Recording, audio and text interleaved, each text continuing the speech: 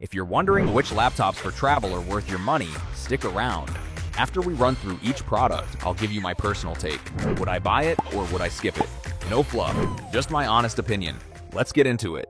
Lenovo ThinkPad X9 14 Aura Edition. This thing is essentially the love child of a rugged briefcase and a fancy OLED television, giving you 15 hours of battery life so you can ignore your flight's broken power outlet in peace. It's light enough at 2.74 pounds to forget it's in your bag, but they killed the iconic red trackpoint nub, which is a total betrayal to anyone who enjoys poking their laptop like a Pillsbury Doughboy. Would I buy it? Maybe, but only if I can get over the emotional trauma of Lenovo ditching the nipple mouse for a haptic touchpad. Lenovo ThinkPad X1 Carbon Gen 13 Aura Edition. This laptop is so light at 217 pounds that a strong gust of wind at the boarding gate might actually send your $300 investment into the stratosphere. It's got a screen so crisp it'll make your grainy travel photos look like National Geographic covers, yet the battery life is surprisingly mid for something that costs as much as a used jet engine. Would I buy it? Yes, because being the Carbon King at the airport lounge is worth the overpriced admission fee and carrying a charger. Apple MacBook Air M4. Apple finally slapped the M4 chip into this thin slab of aluminum, and it basically runs so cool and quiet that you'll think it's actually dead until you see the 18-hour battery life flex on every Windows user in the terminal. It's the ultimate travel flex until you realize you're stuck with no fan and only 2 ports, meaning you'll be carrying more dongles than actual luggage. Would I buy it?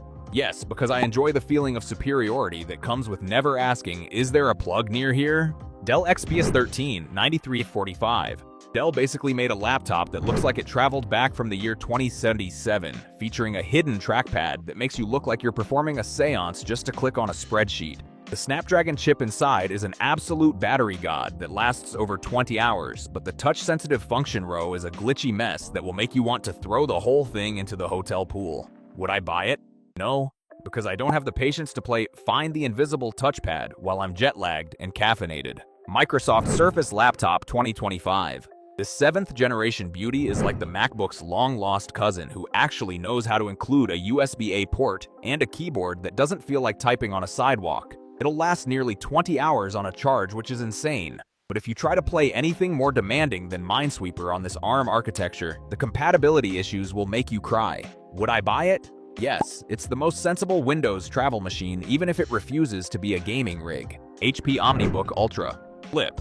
This little 2-in-1 has a gorgeous OLED screen and a battery that actually lasts a full flight.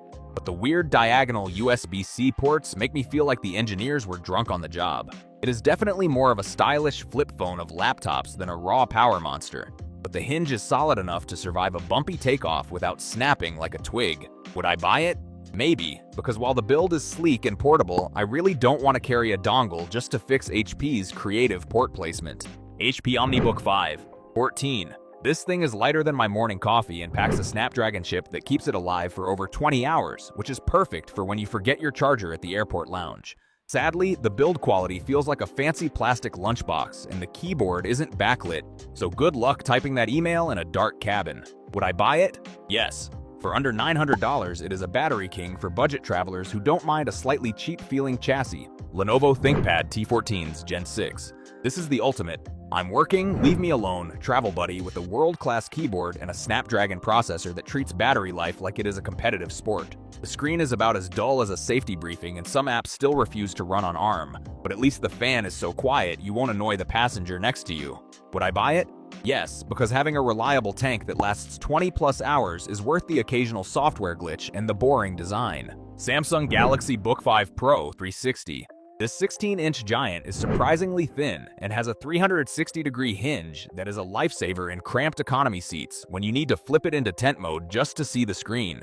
It is basically a massive phone with a keyboard and an included S Pen, but the off-center trackpad and the $1,700 price tag will make your wallet cry harder than a toddler in row 12. Would I buy it? Maybe, but only if you are already deep in the Samsung ecosystem and need that massive AMOLED display for movie marathons during a layover. Asus ZenBook S14 UX5406. This laptop is made of Ceraluminum, which sounds like a breakfast cereal but actually keeps it incredibly light at 2.6 pounds, while delivering a staggering 21 hours of juice. The keyboard has less travel than a broken elevator and it gets a bit sluggish when you aren't plugged in, but that OLED display and the lack of dongle dependency make it a top-tier traveler. Would I buy it?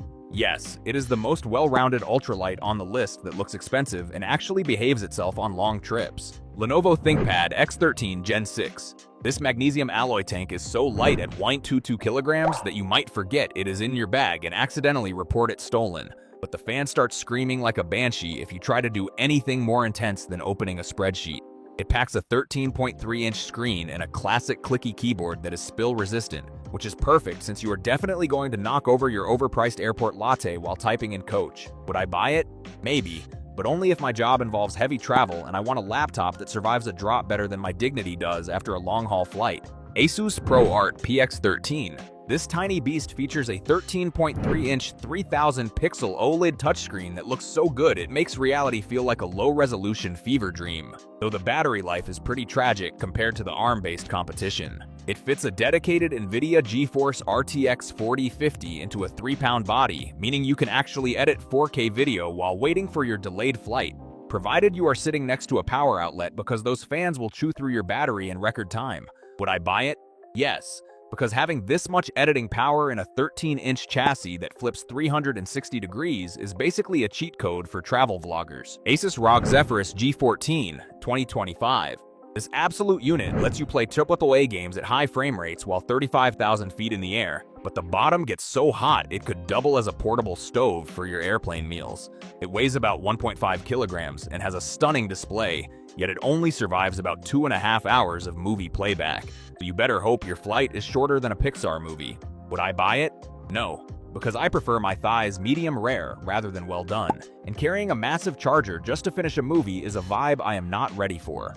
Apple MacBook Pro M5. The new M5 chip is so fast it makes the M4 look like it is running on dial-up, and with 24 hours of battery life, you could fly to Mars and back without needing to find a wall plug. It still looks exactly like the last 3 models, which is great for hiding from your spouse that you spent $1,600 on a laptop that looks identical to the one you bought last year.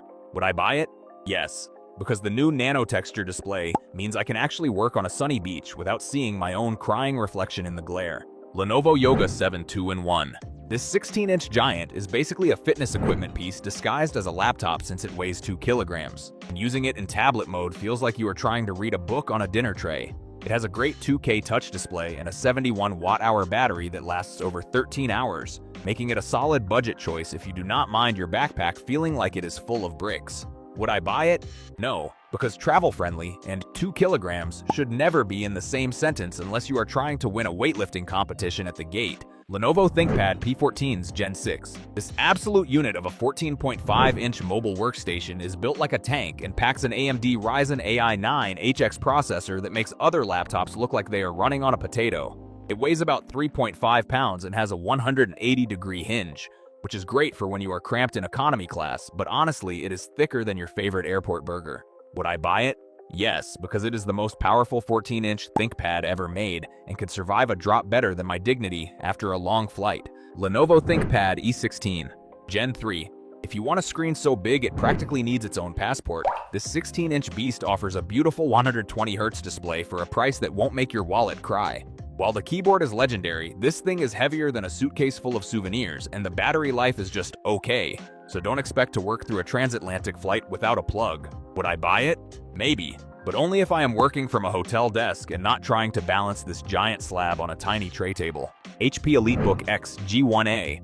This laptop is basically the main character of business travel with a stunning 3.2K OLED screen and a webcam so sharp it will expose every pore on your face during those 6 a.m. Zoom calls. It has got more Thunderbolt 4 ports than I have friends, but the battery life is surprisingly mid for something this expensive, and it gets a bit boomy when you crank the volume. Would I buy it? Yes, because the typing experience is pure bliss, and it looks way more expensive than it actually is at the airport lounge. Dell XPS 14 DA4260. This laptop is so sleek and futuristic with its invisible haptic touchpad and zero-lattice keyboard that you will feel like you are using tech stolen from an alien spaceship. It is remarkably sturdy for frequent flyers, but Dell decided to kill off the USB-A and HDMI ports, so get ready to carry enough dongles to start your own electronics store. Would I buy it? No, because while that 120Hz OLED display is gorgeous, I am not ready to live that capacitive touch row life where I accidentally hit the escape key every 5 seconds. Thanks for watching. I hope this video helped you pick the laptops for travel for you. If you have any questions, drop a comment below. Links to all of these products mentioned in this video will be in the description.